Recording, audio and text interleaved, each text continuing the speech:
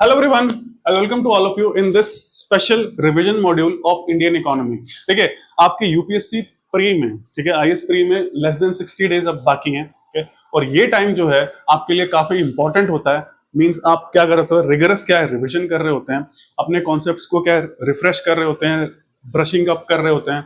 और खास करके जब इकोनॉमी की बात आती है तो ऐसे लगता है जैसे क्या है कॉन्सेप्ट्स बहुत ज्यादा डिफिकल्ट हैं, जबकि कॉन्सेप्ट्स क्या होते हैं, बिल्कुल सिंपल होते हैं। क्या होते हैं, बिल्कुल सिंपल होते हैं। इंडियन इकोनॉमी के और के बेसिक इकोनॉमीज के जो कॉन्सेप्ट है वो बिल्कुल सिंपल होते हैं, और उनको क्या है थोड़ा सा अगर सिंप्लीफाइड वे में पढ़ा जाए तो आप आसानी से क्या कर सकते हैं, इंडियन इकोनॉमी के क्वेश्चंस को हैंडल कर सकते हैं यूपीएससी प्रीलिम्स के अंदर। क्या तो आज से क्या हम इस एक स्पेशल मॉड्यूल को स्टार्ट कर रहे हैं, जिसे काफी दिनों से प्लान किया जा रहा था कि भी आपको दिया जाए, और बिल्कुल सिस्टमैटिकली टाइम पे इसे स्टार्ट किया जाए ताकि आपका जो रिवीजन हो वो और ज्यादा क्या हो, पावरफुल हो जाए, और ज्यादा उसमें क्या है ग्लिटर्स आ जाए, क्या है ग्लिटर शाइनिंग आ जाए, ग्लिटर्स आ जाए, ठीक है, स्पार्कलिंग हो जाए।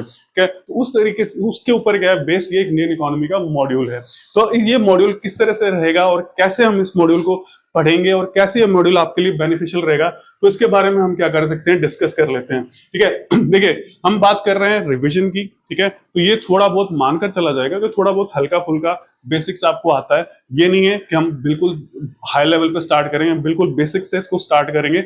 और बेसिक से क्या है, आने वाले 15, 20, 25 दिन जितने भी हमारे पास हम क्या करेंगे, इसमें इनकर करेंगे, इसमें ठीक है इन्वेस्ट करेंगे, तो उतने टाइम में क्या हम इसको क्या सारे को क्या कवर करेंगे। ठीक है, तो देखिए इंडियन इकोनॉमी जो है वो उसमें दो तरह के क्या क्वेश्चंस पूछे जाते हैं। एक तो होता है आपके पास में कॉन्सेप्चुअल लेवल, कॉन्सेप्ट बेस्ड, ठीक है, और एक होता है करंट बेस्ड, ठीक है। और करंट में भी क्या है, आपके पास दो तरह के क्वेश्चंस आते हैं, ठीक है। तो एक तो क्या करता है, करंट से रिलेट करके उससे रिलेशन में क्या है कॉन्सेप्ट होता है, क्या होता है उसके रिलेशन में क्या होता है कॉन्सेप्ट होता है। उस कॉन्सेप्ट को क्या आपको अच्छी तरह से पढ़ना होता है, और उसी कॉन्सेप्ट से रिलेट करके क्या कुछ क्वेश्चंस आते हैं। और दूसरा क्या होता है, फैक्चुअल करंट होता है, ठीक है। मींस बजट में से आपके पास डायरेक्ट कोई क्वेश्चन पूछ लिया गया है, कोई नई स्कीम बजट में आई है आपके पास में, नेशनल यूनियन बजट में, और उस बजट से स्कीम पूछ ली गई है, ठीक है। तो उस स्कीम का क्या है, बजट में डेफिसिट्स कौन कौन से हैं, कौन सा डेफिसिट ज्यादा है, कौन सा डेफिसिट कम है, बजट में जो एलोकेशन किया जा रहा है, ठीक है, एक्सपेंडिचर कितना है, रेवेन्यूज कितनी है, एलोकेशन गवर्नमेंट कितना कर रही है, किस स्कीम में कितना ज्यादा एलोकेशन हो रहा है, किस टैक्सेस से सबसे ज्यादा टैक्स आ रहा है, कौन सा नॉन टैक्स रेवेन्यू है, कौन सी टैक्स रेवेन्यूज है। ये तो हो गया फैक्चुअल स्टेटमेंट। अब एक होता है करंट से कॉन्सेप्ट से रिलेटेड स्टेटमेंट, कि आपको कॉन्सेप्ट से रिलेटेड एक स्टेटमेंट, कॉन्सेप्ट से रिलेटेड क्या है, उसी से रिलेटेड क्या है, आपसे करंट में वो कॉन्सेप्ट चल रहा है और उसी से रिलेटेड आपसे क्या क्वेश्चन पूछ लिया जाता है, ठीक है। तो वहां आपको ध्यान देना है कि भी करंट से रिलेट करके कौन से कॉन्सेप्ट ऐसे हैं जो इकोनॉमी में चल रहे हैं। फॉर एग्जाम्पल अब जैसे ईरान वॉर है, ठीक है, तो इसकी वजह से क्या है कि इंडिया का जो है वो रूपी जो है वो डेप्रिशिएट कर रहा है,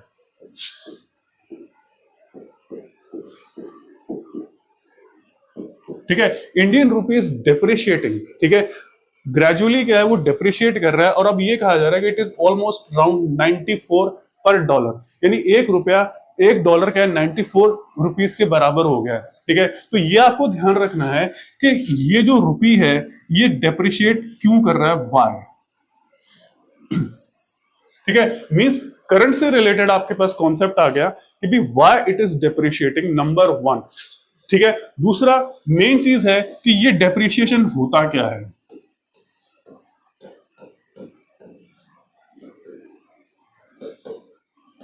क्लियर, डेप्रिशिएशन होता क्या है, what actually is depreciation of rupee, ठीक है। पहला पॉइंट तो आपके पास में ये आ गया कि डेप्रिशिएशन ऑफ रुपी क्या है। दूसरा व्हाई इट इज डेप्रिशिएटिंग, ठीक है, मेन पॉइंट ये आ गया, व्हाई इट इज डेप्रिशिएटिंग, क्यों ये डेप्रिशिएट कर रहा है, मींस इसकी वैल्यू क्यों गिर रही है, कि भी जो परचेसिंग पावर है इसकी, ठीक है, डॉलर को परचेज करने की जो पावर है उसमें रुपया क्यों गिर रहा है, ठीक है। दूसरी चीज ये एक इंपॉर्टेंट और आ जाती है कि जो डेप्रिशिएशन हो रहा है, ठीक है, डेप्रिशिएशन हो रहा है वो खाली डॉलर की रिस्पेक्ट में हो रहा है, ठीक है, यानी रुपी डॉलर में ही ये जो है वो चेंज हो रहा है, या फिर ये यूरो में भी जा रहा है, या फिर ये पाउंड में भी जा रहा है। क्लियर? ठीक है, मींस करंट से रिलेटेड क्वेश्चन है, आपसे पूछा जा सकता है ठीक है कि भी इंडिया का जो रुपये है वो यूरो के रिस्पेक्ट में क्या है, डेप्रिशिएट नहीं कर रहा है। ठीक है, मान लीजिए अगर ये होता है कि सिर्फ एक डॉलर की रिस्पेक्ट में डेप्रिशिएट कर रहा है, यूरो के रिस्पेक्ट में डेप्रिशिएट नहीं कर रहा है, तो वो भी आपको देखना पड़ेगा, you have to see it word. उसी तरीके से पाउंड के रिस्पेक्ट में क्या है, डेप्रिशिएट कर रहा है नहीं कर रहा है। तो जितनी भी करेंसीज के रिस्पेक्ट में ये किससे रिलेट कर रहा है, करंट से रिलेट कर रहा है। किससे रिलेट कर रहा है, करंट से क्या कर रहा है, रिलेट कर रहा है। अब यहां पर जब वाई वर्ड आ जाता है कि व्हाई इट इज डिप्रिशिएटिंग, तो इसका डायरेक्ट इंपैक्ट पड़ता है कि क्यों जब डिप्रिशिएट कर रहा है तो इसका बैलेंस ऑफ पेमेंट बीओपी पर क्या इंपैक्ट पड़ रहा है।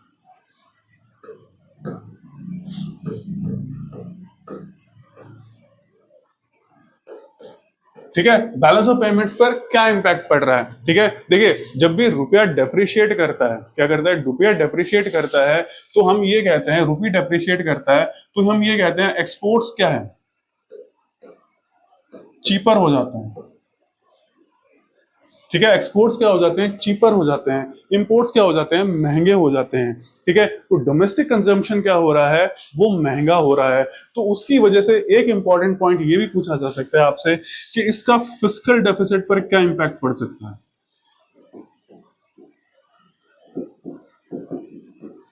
क्लियर, इसका फिस्कल डेफिसिट पर क्या इंपैक्ट पड़ सकता है। ठीक है, तो एक चीज का ध्यान रखिए, हमने सिर्फ एक ही कॉन्सेप्ट करंट अफेयर्स की न्यूज ली थी।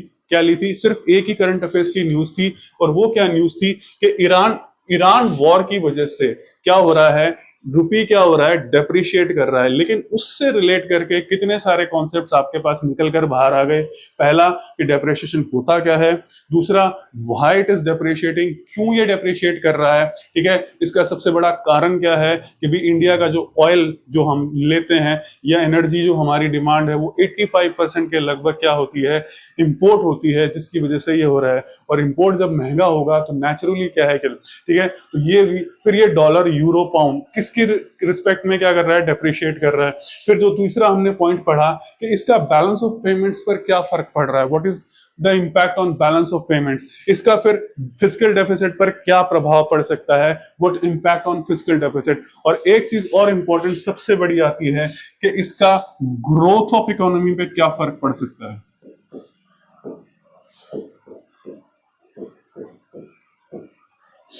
ग्रोथ ऑफ इकोनॉमी पर क्या इंपैक्ट हो सकता है, what impact can be it has on growth of economy. तो आपने अभी लेटेस्ट में भी पढ़ा होगा, तो कुछ जो प्रोजेक्शंस हैं, ठीक है, इस ऑयल की वजह से क्या है, ऑयल जो है, ऑयल जो के रेट्स जो बढ़ रहे हैं, क्रूड ऑयल के जो रेट्स बढ़ रहे हैं पर बैरल के हिसाब से, तो उससे भी क्या है, इंडिया के जो ग्रोथ प्रोजेक्शंस है इकोनॉमी पे, उस पर क्या है, कुछ प्रोजेक्शन जो एजेंसीज हैं जो प्रोजेक्ट करती हैं कि ग्रोथ कितनी रहेगी, तो उन्होंने भी क्या है, इंडिया के प्रोजेक्शन पे कुछ ट्विकिंग की है, कुछ कम किया है कि अगर ये लंबा चलता है वॉर, क्या वॉर लंबा चलता है तो इंडिया की ग्रोथ में कुछ बेसिस पॉइंट्स का क्या है, फर्क पड़ सकता है।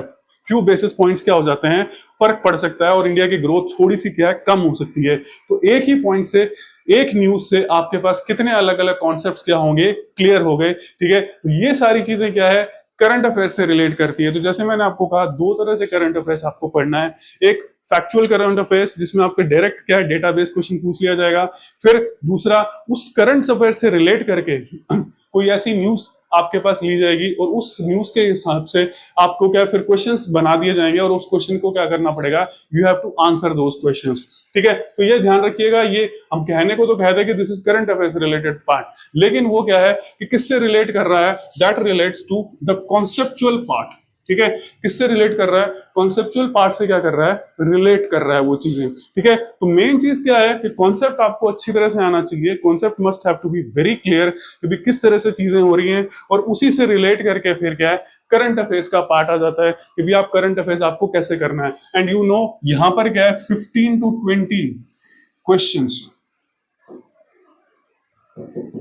किससे रिलेट करके आते हैं, इंडियन इकोनॉमी या इकोनॉमी से रिलेट करके आते हैं, जिसमें बेसिक इकोनॉमीज आ जाती है, जिसमें और चीजें आ जाती है, जिसमें करंट अफेयर्स पार्ट आ जाता है। ठीक है, तो मींस 15 to 20% पार्ट आपका क्या है, इकोनॉमी से क्या हो रहा है, कवर हो रहा है एंड इट्स वेरी इंपॉर्टेंट, चीजें सारी चीजें हो जाती है, ठीक है। उसी चीज से क्या है, सारी चीजें हो रही है। अब यहाँ पर क्या है, जैसे हमने कहा कि भी हम कॉन्सेप्ट को अलग से पढ़ेंगे और कॉन्सेप्ट से रिलेट करके क्या है, करंट अफेयर्स को क्या करेंगे, यूज करेंगे, ठीक है। और उसी से रिलेट करके इंटरलिंक दोनों को करेंगे कि भी किस तरह से क्या है ये इंटरलिंक हो रहे हैं और ये काम कर रहे हैं, ठीक है। तो ये हमारा क्या है, मोटिव रहेगा। अब आपके से अगर आपको कोई भी सजेशन इसके लिए देना है, whatever suggestion you want to give, कि भी ठीक है आगे के वीडियोस में इस तरह से करंट अफेयर्स को हैंडल किया जाए या इस तरह से कॉन्सेप्ट को हैंडल किया जाए, हमारे ये डाउट्स हैं, हम यहाँ पर हमें क्या कंफ्यूजन है, ये जो टॉपिक्स हैं हमें समझ नहीं आ रहे, ये स्पेसिफिकली एक ऐसी चीज है, एक ऐसा कॉन्सेप्ट है जो थोड़ा सा हमें क्या कर रहा है, कंफ्यूज कर रहा है, इट इज कंफ्यूजिंग अस, तो वो आप क्या कर सकते हैं, कमेंट बॉक्स में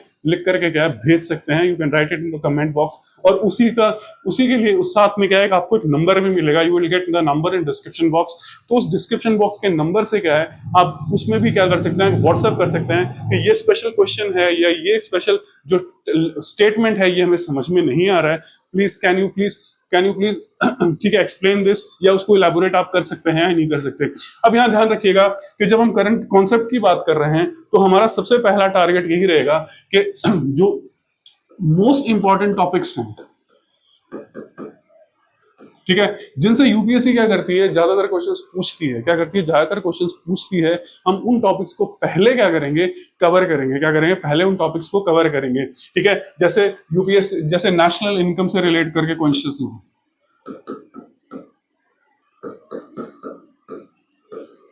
ठीक है। अब नेशनल इनकम में सारी चीजें आपके पास में आ जाती है, जीडीपी आ जाती है, जीएनपी आ जाती है, जीवीए चीजें आ जाती है, जीवीए आ जाती हैं, स्पेसिफिक सेक्टर्स आ जाते हैं और आ जाते हैं, ठीक है। फिर दूसरा सबसे बड़ी इंपॉर्टेंट चीज जो होती है वो होती है सेक्टर्स ऑफ इकोनॉमी,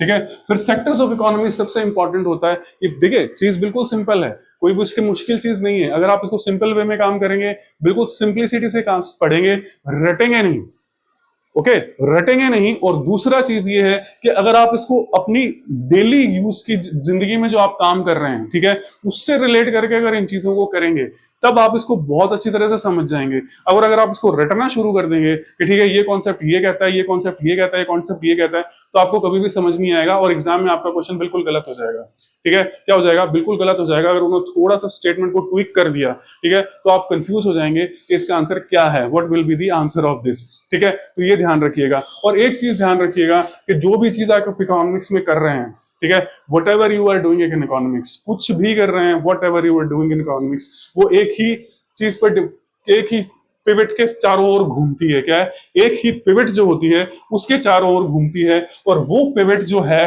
वो है आपके पास में मोबिलाइजेशन ऑफ रिसोर्सेज,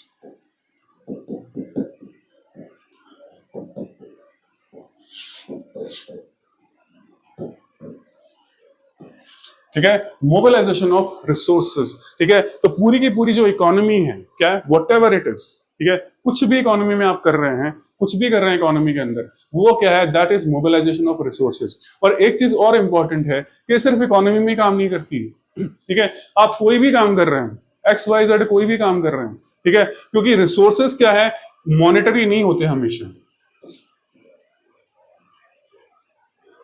ठीक है, रिसोर्सेज हमेशा मॉनेटरी नहीं होते हैं, ठीक है, रिसोर्सेज किसी और तरह से भी हो सकते हैं, क्या होते हैं, रिसोर्सेज किसी और तरीके से भी हो सकते हैं, पर यहाँ पर क्या है, हम क्योंकि इकोनॉमी की बात कर रहे हैं तो हम उसको मॉनेटरी लेंगे, monetary resources, either in form of money or in form of natural resources, human resources, और किसी भी तरह का जो रिसोर्सेज होगा उस पर बात करेंगे, ठीक है। और दूसरी चीज, ये जो चीज है ये दो चीजों पर डिपेंड करती है, ठीक है, ये क्या करती है, दो चीजों पे डिपेंड करती है। जब हम मोबिलाइजेशन ऑफ रिसोर्सेज की बात कर रहे हैं, we are talking about mobilisation of resources, ठीक है, हम रिसोर्सेज को मोबिलाइज कैसे करेंगे, ठीक है। अब देखिए रिसोर्सेज को मोबिलाइज करने का मतलब क्या होता है, what is actually mobilisation of resources, कि हम रिसोर्सेज को मोबिलाइजेशन करना या करना, देखिए इसका मतलब ये होता है कि आपके पास जो रिसोर्सेज हैं, ठीक है, उनको क्या करना, एक्टिवेट करना, क्या करना, एक्टिवेट कर देना, उसको क्या बोलते हैं हम, मोबिलाइजेशन ऑफ रिसोर्सेज, ठीक है। अब उस एक्टिवेशन के अंदर जो होता है, मोबिलाइजेशन के अंदर क्या होता है, वो सारे के सारे कॉन्सेप्ट्स आ जाते हैं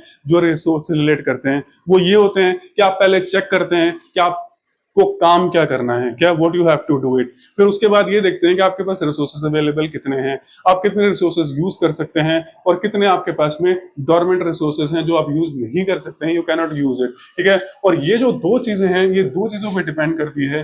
one is demand and the other is supply. Clear है? ठीक है, तो ये जो तीन चीजें हैं,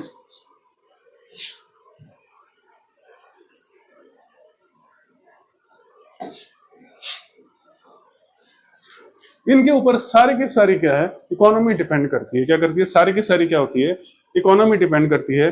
कोई भी काम हम कर रहे हो, वट एवर इट इज, ठीक है, फ्रॉम माइक्रो इकोनॉमी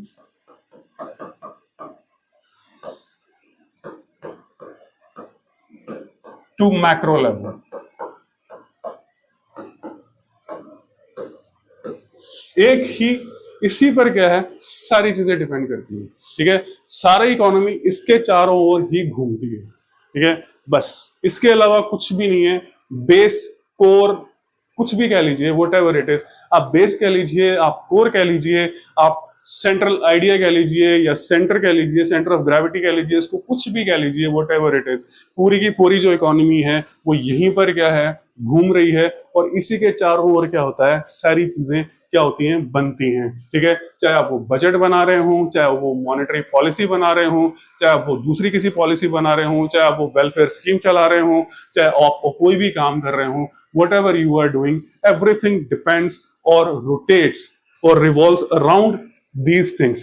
ठीक है, पहला मोबिलाइजेशन ऑफ रिसोर्सेज, और ये किस पर डिपेंड करता है, डिमांड एंड सप्लाई के ऊपर। क्या, डिमांड एंड सप्लाई के ऊपर क्या करता है, डिपेंड करता है। ठीक है, तो आज के वीडियो में क्या है, हमने सिर्फ एक डिस्कस किया था कि भी हम इसको किस तरह से क्या करेंगे, पढ़ेंगे। हमने ऐसा कुछ डिस्कस नहीं किया कि हम ये चीजें करेंगे या वो करेंगे। ठीक है, ये चीजें जैसे जैसे हमारे वीडियोस आते जाएंगे, वैसे वैसे आपके पास क्या है, नए नए जो हम टॉपिक्स है वो कवर करते जाएंगे। जैसे मैंने आपको पहले भी कहा है, whatever suggestion you have, ठीक है, क्योंकि ये वीडियोस आपके लिए बनाए जा रहे हैं। I am not making it for my personal use, ये आपके फायदे के लिए हैं। अगर आपको लगता है कि इस सिस्टम, इस जो मॉड्यूल है, इसको इस तरह से ट्विक कर दिया जाए, या इसमें ये एडिशंस कर दिया जाए जिससे आपको यूपीएससी प्रीलिम्स और खास करके प्रीलिम्स के साथ मेंस के अंदर कॉन्सेप्ट क्लैरिटी आपको मिले, जिससे आप आंसर को क्या पूरी तरीके से जो डिमांड हो क्वेश्चन की वो लिख पाए।